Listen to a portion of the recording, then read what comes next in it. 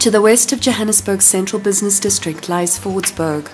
Known as the city's Little India, this is a community rich in cultural diversity. Primarily Muslim, the area still bears traces of the country's segregationist apartheid past.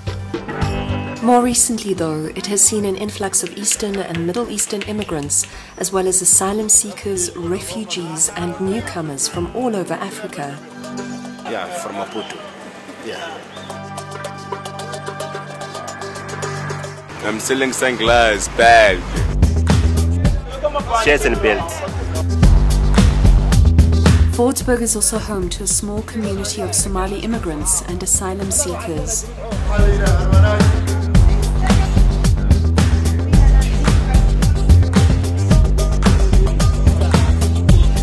In May 2008, the Somalis felt the brunt of South Africa's xenophobic violence.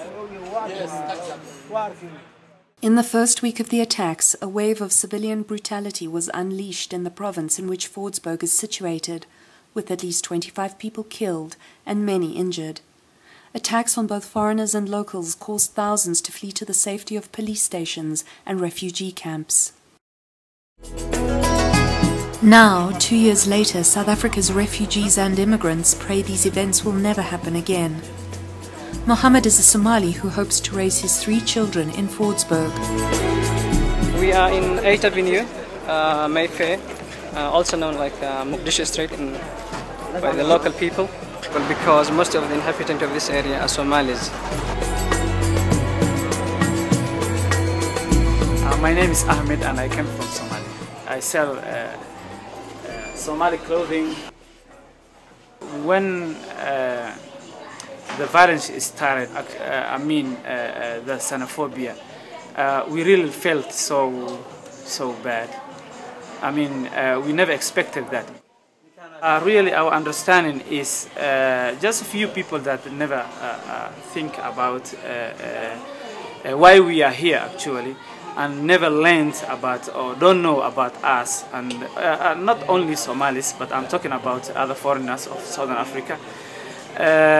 Thought that we are taking their business or their jobs or things like that. So that's what we thought, but it's not actually how it is. It's nighttime in Fordsburg, and at home, Mohammed packs his bag to go to the local karate dojo. I do a lot of sports, including the gym and the karate and the kickboxing at the Soli Dojo here in my next door. And I like doing it. It's a part of my habit.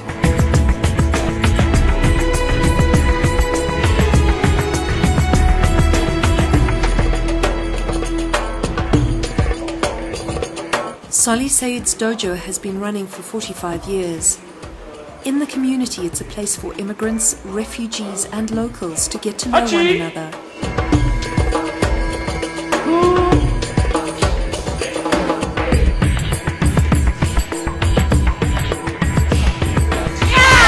I teach a martial art. It's a Japanese Okinawan art.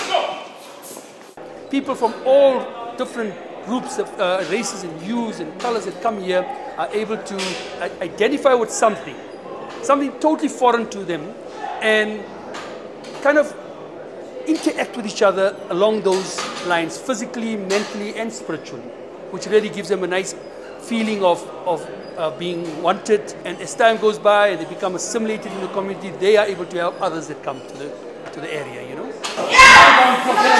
Despite the integration at Soli's dojo, xenophobia is still felt in the broader community. One of my young boys that came for class last week came with a massive knob on his forehead, and I asked him what happened. And I thought, it happened a few days ago, and he said it just happened on his way to the dojo. And what happened was a few kids saw him, and because he's got dreadlocks and whatever it is, looked like a foreigner, and these kids teased him and then was trying to provoke him, and then and he said he didn't want to fight with them. He could have probably taken on 1 or 2 of them, but he didn't. He tried to walk away from them. They chased him, and then they threw a stone right on his forehead, the poor guy. He came in here, he was so courageous, you know what I mean?